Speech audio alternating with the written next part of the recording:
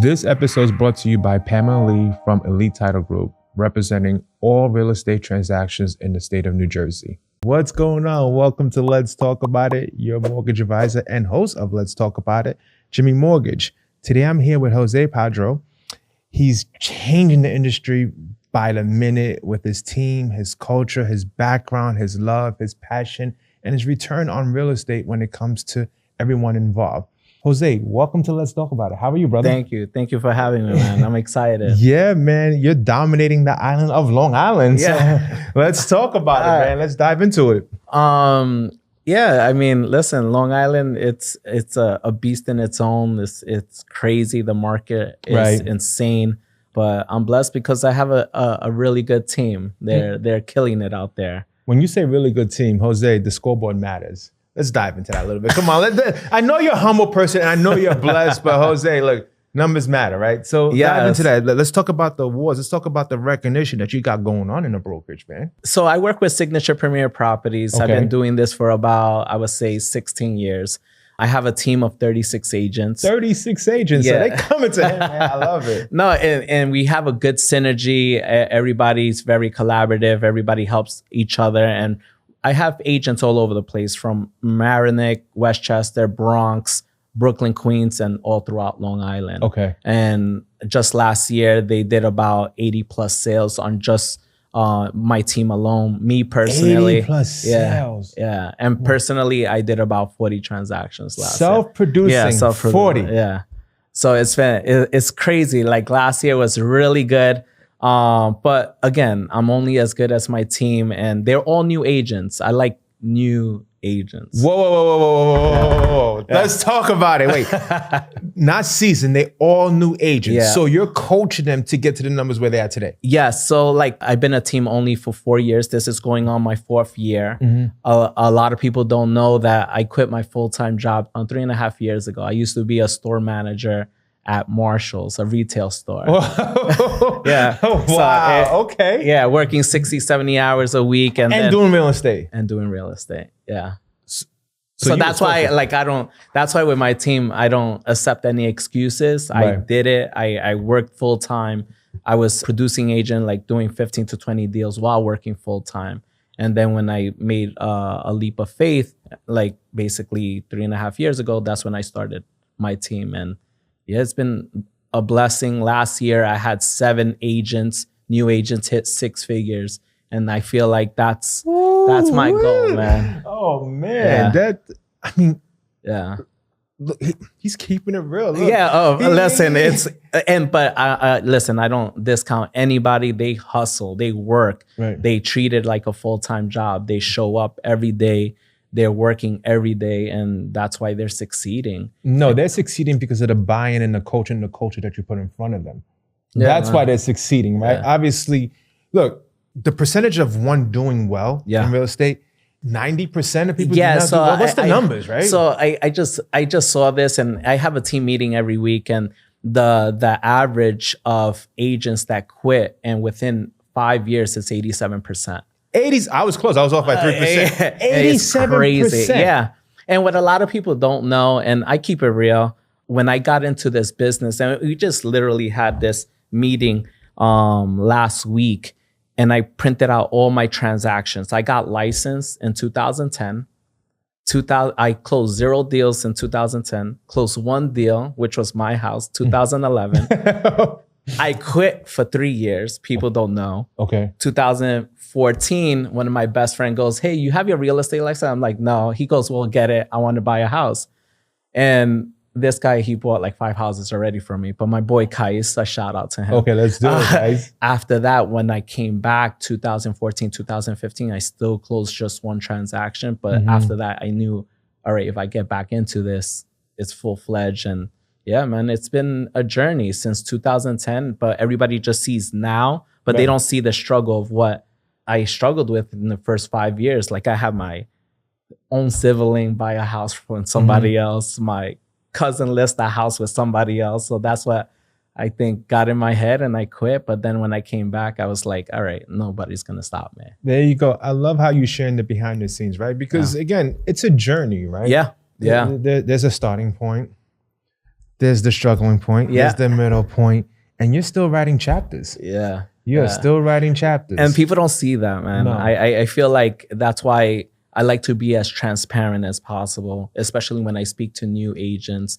It's hard. I think what people don't explain when they get their real estate license is like we're transitioning. Like, I don't know, like most people, I feel like they're raised like how we were raised. Like my parents, they're blue collar, Right. they're 9 to 5, get a pension, work 20 Right. years, retire. Right. No entrepreneurs in our family. So now transitioning to be a self-entrepreneur is hard. Nobody can teach us. So real estate is one of those things that there's not a manual. You got to figure it out yourself because nobody wants to help you because they feel like you're competition. But it is. I mean, you are competition. Exactly. Right? I mean, So, especially with your team. well, we're trying to take over. I'm putting it out there. I'm going to be number one on Long Island for sure. I love it. I love it. To that point, I'm going to tell you this, and you need to know this. You need to write a book.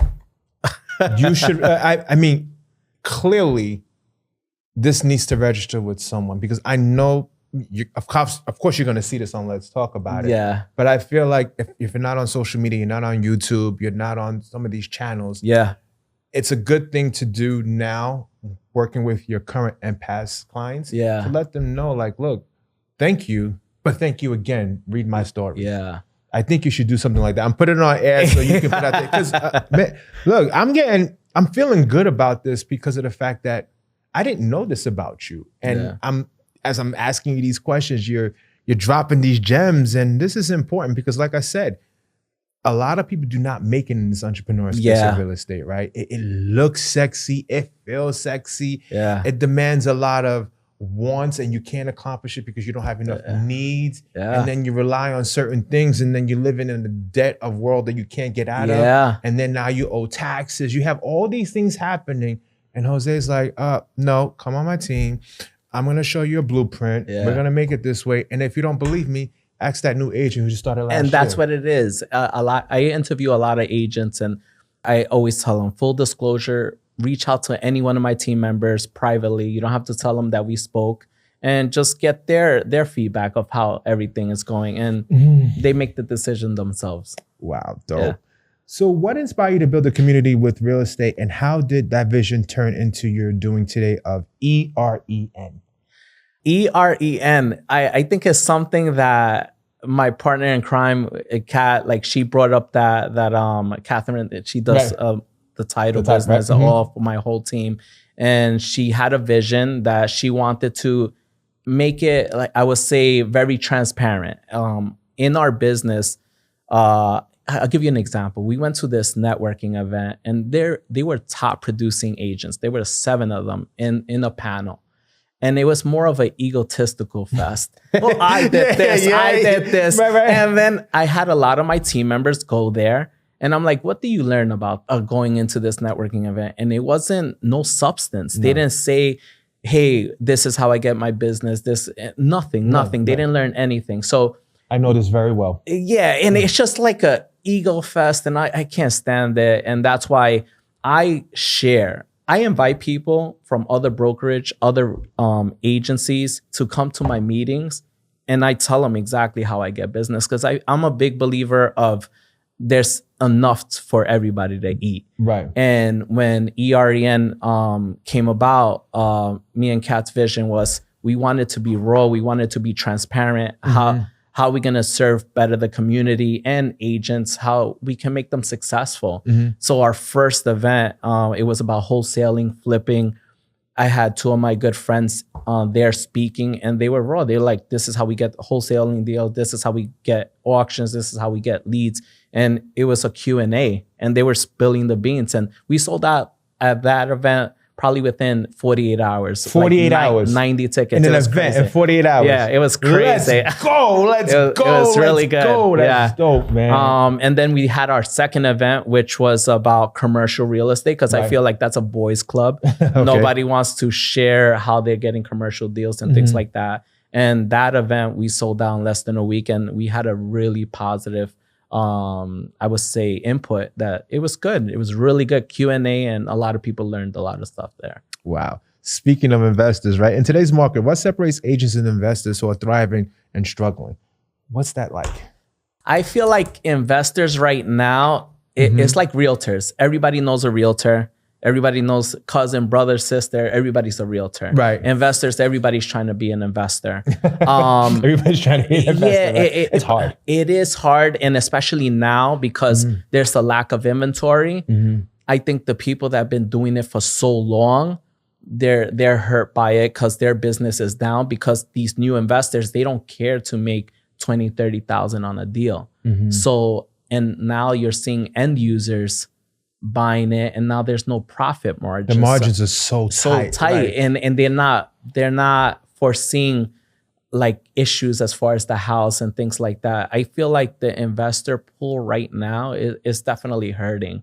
Some of these loans are like payday loans, man. When they take them out, they're happy, they feel good. They're like, look what I got. But like when that time expires and that note compounds again, yeah, you're exactly. like, oh, I'm not like making anything. Money, yeah, right? Like, yeah. I gotta sell this. Like, you'll take everything, right? Like, if you have to do ADUs or whatever, just get this out of my way, just get it out of my way. Right. So to your point, it takes a skill. Yeah, for sure. You really have to know your numbers. You really have to understand what team you're working with. Yeah, so exactly. Like Jose's team, right? And you got to know the numbers. Agents. You got to know what certain towns are selling for. I feel like the new investors are buying more emotionally as far as just numbers. Yes, you're right. Yeah, of course. You see it. Trust me, I've seen it.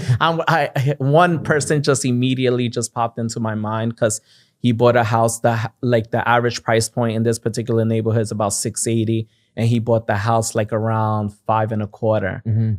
Renovations was about $150,000. So he didn't buy the auction through one of my team members. It was a shit show to begin with. And I told him right away, I'm like, you're not gonna make money out of this house. And he didn't appreciate that. But I'm like, I don't bullshit you. I'm like, I'm black and white. I'm like, you bought this because you're trying to outbid everybody. Yeah. And that's exactly why. Sometimes you gotta let it go. Yeah. Oh, that house is still sitting, not with our brokerage, with somebody else. Because I've told them you're not going to get the number you're looking for. One of the key things that I see a lot of investors, they show the good parts. Some don't show the negative part, right? But I will tell you this, and let's be very clear. If you're an investor, the only thing you have is time and patience. Yeah. If you can believe in these two principles, everything else will work out for you. Yeah. Absolutely. It's just what it is. Yeah.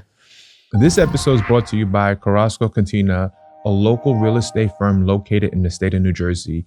They're here to help you with all your real estate needs. Jose, what's one strategy or mindset shift that helped you start closing bigger opportunities? Just believing in yourself, right? I feel like in this business, especially being an entrepreneur, we can get in our heads a lot, right? We have a lot of self-doubt, fear.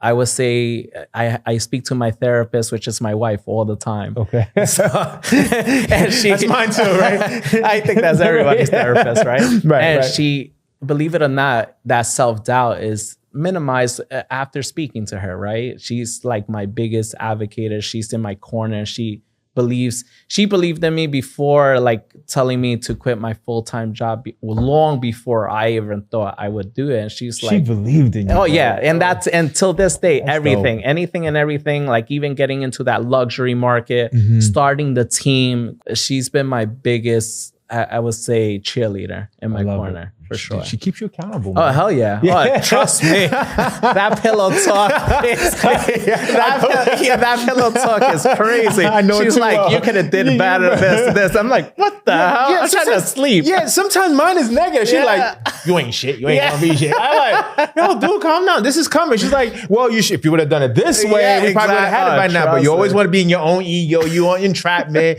And you listen to these people on social media telling you what to do. Absolutely. Oh, trust me. That constructive criticism comes real quick and raw. No filter. None. I love it, man. So when you talk about building wealth, what does that actually look like for someone who's also supporting a family like you financially? Wealth, it's crazy because I feel like as I get older, that I would say like my mind is shifting more and more as far as what is really wealth, right? Right. I think when I was working full time in retail, I worked all my life in retail, and I was working for this private company. like selling TVs, audio systems, home automation. And So you're 1900s baby. Yeah, legit. And I missed the first 2 years of my daughter growing up. I only had like Tuesdays off, and I was working from open to close. And now that like looking back, you can't get that time back, right? So wealth for me right now is just trying to enjoy life. And I was talking to a couple of my team members. Last year was like the first time that I feel like I accomplished a lot that I wanted to accomplish. My kids have everything. And we're traveling. I literally got my passport at 40 years old. I'm 44. I just got it 4 years ago. I never traveled out of the... Gotta write a book, man. Wow. And now we're just enjoying life. It's just, that's, to me, that's what matters. That's getting the time and having that luxury to do anything and everything I want at my time and my family's time. I feel like that's the wealth that I'm chasing right now. Wealth is in his time. Yeah. Wealth is in his time. Yeah. That's the point. I love it. So you're getting comfortable. You've seen investments. You see how these numbers work. And you talk about you were part and you saw how mom and dad and other in your community do the 9 to 5. Are you having some of these conversations on shifting them into saying like, whatever you make, maybe you should start investing now, whether it be in stock or real estate? Are you having those conversations? Well, yeah, definitely having that conversation is funny. I'm having that conversation with my dad, right? Okay. And your parent, a little bit, right? Yeah, and your parent can't help but notice, be like, why is my kid talking to me about this, right? And and it's so true. Who you hang out with is who you're gonna become, and the conversations the circles are different. Yeah, and I didn't believe in that before, but now like the conversations are definitely different. They're investing a lot that I never thought about. I got my first Airbnb 3 years ago. That's going really well in Connecticut. We're about to get another investment property. And that generational wealth of you working less and getting that passive income, I definitely have that conversations now more so than ever with a lot of my clients. That's where my CRM is helping me reach back out and be like, hey, you already in your house 2 or 3 years. Have you ever thought about getting into an investment property? These are the opportunities. And yeah, I am trying to change people's lives in regards to investing in real estate, because I feel like real estate is very conservative and you can't really lose in real estate. If you invest correctly, right? Exactly, correct. Right? Yeah, right. You can't lose, right? Yeah. If you know your numbers, you know what you're doing, and you understand when someone can't make those cash flow purposes happen, that you have a contingency plan in place to make it happen. Right? Absolutely. And then as far as being for your family, like Roth IRAs and mutual funds or bonds and stocks. Stocks is a little risky depending if you know what you're getting yourself into. But having those conversations with a lot of wealth managers, and you should definitely have that for sure. So I'll preface it this way. What financial habits that you had to unlearn that's made you successful today? Man, I think I used to be really into the whole designer, and I feel like that was a waste of money, buying designer clothes, keeping up with the Joneses and stuff like that. And those things are really not important. I feel like you're better suited saving for a rainy day. Now with my kids, it's like having experiences, right? I think those are bad habits that everybody has, right? And once you start coming into money, you're just like, oh, I want those $1,000 shoes, and that's not important. At this point, it's just you're trying to build generational wealth. I feel like that bad habit, I definitely had to break out of it. And that was all thanks to my wife. My wife gave me a wake-up call and be like, hey, stop. You because it's like at some point you wash it 2-3 times and then you don't wash it, you're done. You're done. And if you put it in the cleaners, you're like, I spent $30 in cleaners for something like this, and for nothing. And then something's gonna come out 2-3 months later, and they like, no, don't wear it no more, right? Yeah, so exactly. You're keeping it real, man. Oh yeah. Listen, as you get to know me, there's no gray area. It's black and white, and I like to share my story because I understand the struggle, and especially when you have a family and you're working full time and you're trying to build a business, and trust me, life wasn't easy. Me and my wife, when we first started, man, there were struggles that we were broke, and I understand like Right. how to You don't wanna go survive. back. Right. Nah, and that, I'm like, and that's why I work as much as I work, and it's okay. Everybody has their own journey, they have their own story, and that's why I like to just share my story. So you're at a point where you're successful in doing this so well. My question to you is, how do you handle pressure, man? Pressure, honestly, I don't let a lot of things rattle me. I feel like things can always be worse. I was working 7 to 5 in a confined 4 walls, and people telling me what to do, put a carrot in front of my face. If you do this, you get a promotion. And man, listen, what we do is fun. Like even networking yesterday, and I got a buyer yesterday, and I'm like, and we're just drinking at a rooftop in the city. And I'm like, this is work. This is work. And I'm speaking to a couple of my investors. I'm speaking to a couple of my sellers, and I make it fun. Like I don't think I'm working. That's the You in love with real estate? Yeah, I love real estate. Like I can eat, breathe, talk about it, and yeah, I love what I do. So how do you stay grounded, man? Because you're doing well. Clearly your checking account is growing. Your investment is growing. How do you stay grounded? How I stay grounded? I'll say, listen, I feel like just stay humble. Try to help people, especially with my team members. Like I have conversations with them, and you just gotta be human. I feel like staying grounded. I just like keep it real. I just stay. I try not to let ego or I see how ego can get in the way, and I don't want to be that person. Yeah. That. So for someone who feels they're priced out of the market, what's the realistic path for them to becoming a homeowner today? I don't think anybody is really priced out on the market. I just feel like they got to come up with a game plan, right? And that's why it's really important to me and my team when we meet with somebody, we have an initial consultation. So I bought my house when I was 27 years old. And when I wanted to purchase a home, I sat down with somebody, a professional, that got me prepared. And I sat down with them 2 years ago, right? It's not so much of getting priced out. It's just having a great game plan and having a great team. A great team meaning a good realtor, lender, attorney, home inspector. And once you have a great team and you have a roadmap of how you're going to try, the eyes on the prize is getting a house. If you have a roadmap, it's definitely achievable. But there's a lot of realtors out there that just don't know how to educate or how to build that roadmap for people. And that's why a lot of buyers are discouraged. But most of the buyers that me and my team work with, they may not be ready now, but they eventually, most of the time, always get into a house. Either now, later, but we always make that happen. With the help of your CRM, of course. Yeah, right? of course. Exactly. Right. So let me ask you this question. So you talking about some realtors, they show off certain things. They show the life of the glitz and the glam and all that good stuff. What advice would you give someone who's trying to build a brand with doing real estate and being financially stable? Listen, there's a lot of people that use social media, right?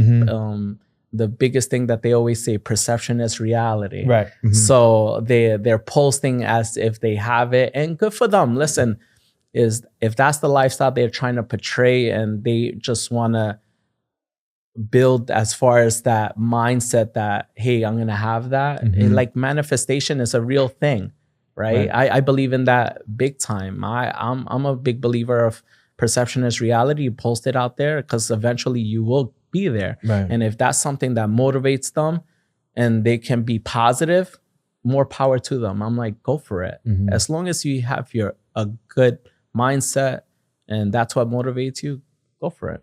Well, mindset and a good checking account. Yeah, listen, it needs to align because you can't be negative balance and not having, I've seen that happen. Like people don't have enough even gas to try to take the clients and everything out or take them up for a cup of coffee. Like you got to invest in your business. This is one business that it's mind boggling how a lot of realtors don't invest in their own business, right? You got to get in front of opportunities. Yeah. If you're not investing in that, it's a challenge. Yeah, exactly. Right. Exactly. If you're looking for ISAs and marketing, please contact J. Lopez Enterprise, servicing all 50 states. You talk about legacy, you talk about wealth, you talk about educating your own parents, man. So what do you want your community to know about you after 3, 5, 10, 20 years from today? Sheesh. Talk about being, like this, because you have those keys, man. Yeah. Write that book, brother. Listen, as you're talking about it more, I'm like, maybe. Yeah, you should. Honestly, like what I would like my community to know about me is all about making the American dream possible. Everybody wants to be a homeowner, right? I want everybody to look at, as far as my team and my community, saying he can make it possible with the right guidance, the right, I would say, roadmap.